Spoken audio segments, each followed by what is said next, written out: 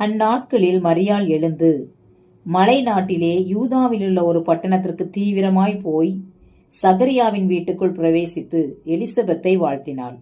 எலிசபெத்து மரியாளுடைய வாழ்த்துதலை கேட்டபொழுது அவருடைய வயிற்றில் இருந்த பிள்ளை துள்ளிற்று.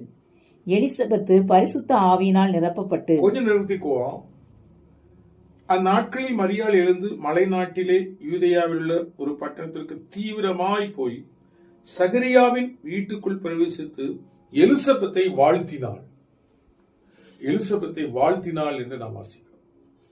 எலிசபெத்தை வாழ்த்தின பொழுது அங்கே ஒரு சம்பவம் சம்பவிப்பதாக வேதம் சொல்கிறது. என்ன சம்பவம்? எலிசபெத்து மரியாளுடைய வாழ்த்துதலை கேட்ட பொழுது அவருடைய வயிற்றில் இருந்த பிள்ளை துள்ளிற்று. எலிசபெத்து பரிசுத்த ஆவியினால் நிரப்பப்பட்டாள். கொர்நேலியு வீட்டுக்கு பேதுரு போனாரு, அவர் பிரசங்கித்தாரு. அந்த பிரசங்கித்த வசனத்தை கொர்நேலியு வீட்டார் ஏற்றுக்கொண்டார்கள்.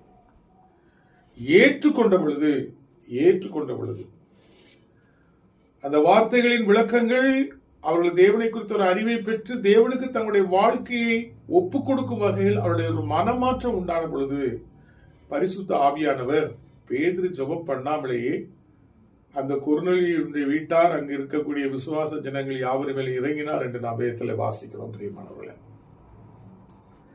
பரிசுத்த ஆவியானவர் இங்கே நாம் பார்க்கும் பொழுது அன்னை மரியாள் வாழ்த்தினார்களே ஒழிய வேறொன்று செய்ததாக இங்கு வேதம் சொல்லவில்லை. அவர்கள் வாழ்த்தின சத்தத்தை எலிசபெத்து கேட்ட அந்த மாத்திரத்திலே பரிசுத்த ஆவியானவர் எலிசபெத்து என்று சொல்கிற அந்த அம்மாவை நிரப்புகிறார். மாத்திரமல்ல, எலிசபெத்து அவர்கள் கர்ப்பமாயிருந்து 6வது மாதம் அந்த சமயத்தில் இருக்கக்கூடிய அந்த குழந்தையானது வயிற்றுக்குள் இருந்து துள்ளிற்று என்று அவர்கள் சொன்னதாக வேதத்தில்